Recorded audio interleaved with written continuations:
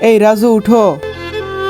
আমি আল্লাহর ফেরেশতা, আমাকে আল্লাহ পাঠাইছে। তুমি কে? তুমি এখানে কেন এসেছো? মাঠের পাশে একটা লাশ পড়ে আছে, যাও গিয়ে ওকে দাফন করে মাটি দিয়ে আসো। ঠিক আছে, এখনই লোক নিয়ে যাইতেছি।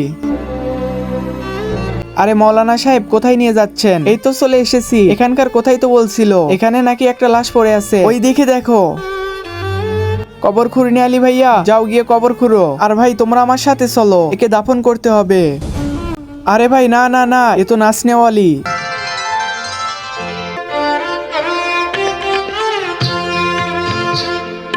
গ্রাম থেকে 25 কিলোমিটার দূরে এর বাড়ি। এ তো মুজরা করে, মুজরা। তোমাদের যা ইচ্ছা করো, আমি তো একে হাত লাগাবো না।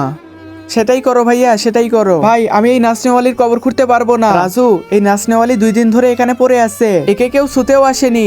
এ তো নাচ গান করে, নাচ গান করে টাকা পয়সা ইনকাম করে। চলো ভাই চলো, কেউ হাত লাগাবে না এই লাশটাকে। দাঁড়াও ভাইয়া দাঁড়াও।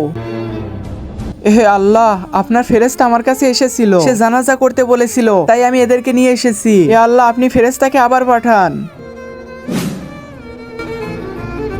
এ আল্লাহর ফেরেশতা, এই লোকগুলা বলতাছে এই লাশটা নাকি অনেক গুনাহগার, এত গুনাহগার যে কেউ একে হাত লাগাইতেছে না। তুমি বলো তাহলে আমার কাছে কেন এসেছিলে? আজকে দেখবো শয়তানকে হারিয়ে কে কে আল্লাহকে ভালোবাসে। যারা আল্লাহকে ভালোবাসে তারা ভিডিওতে লাইক এবং চ্যানেলটি সাবস্ক্রাইব করে দাও। আর শয়তানকে ভালোবাসলে লাইক সাবস্ক্রাইব কিছু করতে হবে না, আর কমেন্টে আল্লাহু আকবার লিখে যাবে। হ্যাঁ, এই মহিলাটি অনেক বড় গুনাহগার ছিল, কিন্তু আল্লাহ এই মহিলাটাকে একটি কাজের জন্য অনেক বেশি পছন্দ করত। সে প্রতিদিন ছাদে আসতো আর কিছু পাখিকে পানি খাইতে দিত, তাই এটা আল্লাহর অনেক পছন্দ ছিল। তাই মহিলাটাকে আল্লাহ জান্নাতে স্থান দিয়েছে।